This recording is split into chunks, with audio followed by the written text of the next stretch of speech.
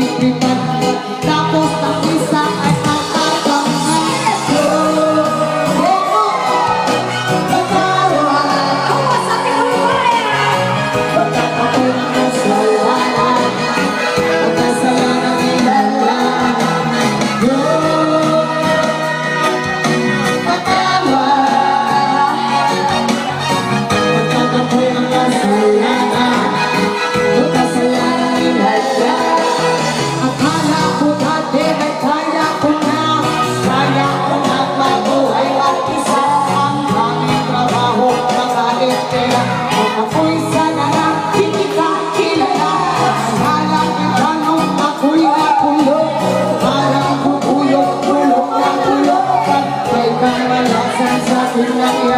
Ito lang ang ikaw ang pagsinisisi.